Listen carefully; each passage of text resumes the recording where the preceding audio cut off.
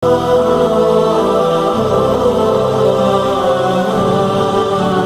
pertengahan Ramadan ni, 1 sampai 10 Ramadan, ulama mengatakan apa? Daripada hadis Nabi SAW, awaluhur rahmah, kan?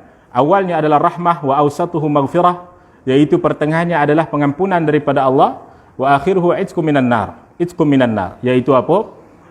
Di akhirnya adalah pelepasan daripada api neraka Allah Subhanahu wa taala. Maka di awalnya tuan-tuan, kebanyakannya para ulama kita menganjurkan apa? Untuk kita doa Allahumma arhamna ya Allah, Allahumma arhamna ya Allah 1 sampai 10 Ramadan.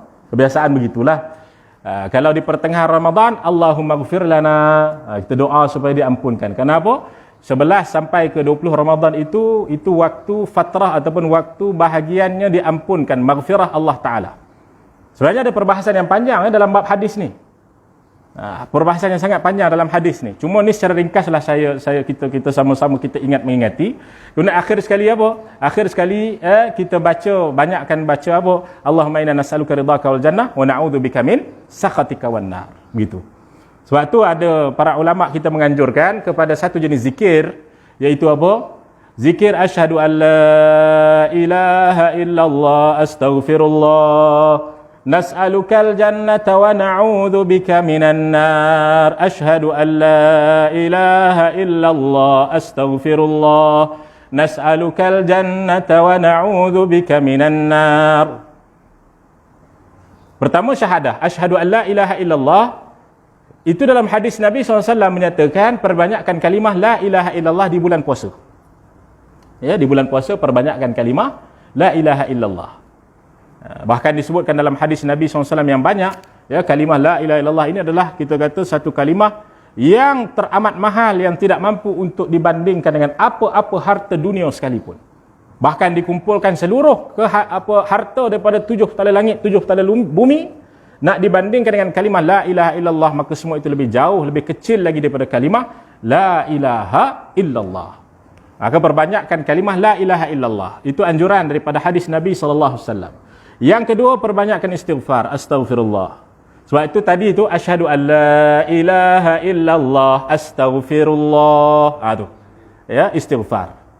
Perbanyakkan istighfar di bulan Ramadan. Kerana bulan Ramadan ini Allah Subhanahu wa taala membuka seluas-luasnya pintu syurga dan menutup pintu neraka. Di situlah juga Allah Subhanahu wa taala akan mengampunkan dosa-dosa hamba-hambanya. Dosa-dosa hambanya diampunkan oleh Allah Subhanahu wa taala di bulan Ramadan.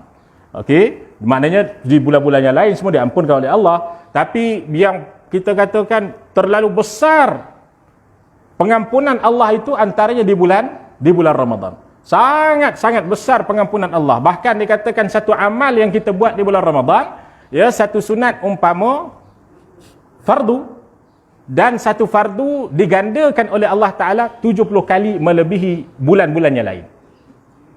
Satu fardu umpama 70 fardu. Itu di bulan Ramadan. Satu sunat umpama satu fardu. Itu. Nak kata di bulan Ramadan ni, subhanallah, pahala yang Allah berikan sangat banyak sekali, bahkan pengampunannya sangat-sangat luas.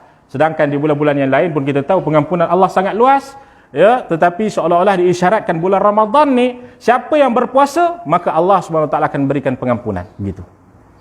Itu dia. Kemudian apa dia tuan-tuan yang dimuliakan Allah? Yang kedua istighfar. Yang pertama tadi la ilaha illallah, yang kedua istighfar, yang ketiga minta syurga dan minta dilindungi daripada neraka Allah. Iaitu apa? Biasa kita baca Allahumma inna nas'aluka ridhaka wal jannah wa na'udzubika min sakhatika wan nar, kan? Itu kebiasaan kita baca. Maka kita bacakan ketiga-tiga ini, jenis ini. Yang pertama la ilaha illallah, istighfar. Kemudian yang ketiganya Allahumma inna nas'aluka ridhaka wal jannah wa na'udzubika min sakhatika wan nar. Bahkan ditanyakan kepada Nabi SAW, Sayyidah Aisyah radhiyallahu taala anha tanyakan kepada Nabi SAW, wahai Rasulullah, kalau aku jumpa malam Lailatul Qadar, apakah amalan yang aku nak buat ya Rasulullah? Maka Nabi SAW katakan apa? Baca Allahumma innaka afuun karim tuhibbul afwa fa'fu anni. Biasa kita baca fa'fu anna, tak apalah, kan? Fa'fu anna ni dapat sunat. Kalau kita letakkan dhamir dia tu na, tapi para ulama ada membahaskan kalau dah daripada lafaz hadis tu ni, baik ikut ni kalau seorang. Itu ada perbahasan yang panjang lah dalam bab ni. Ni itu dengan makna untuk diri kita kan. Na tu maknanya untuk ramai.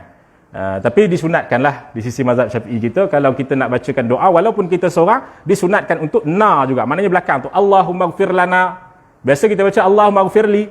Tapi kalau kita baca Allahumma ighfir lana walaupun seorang, maka sunat hukum dia.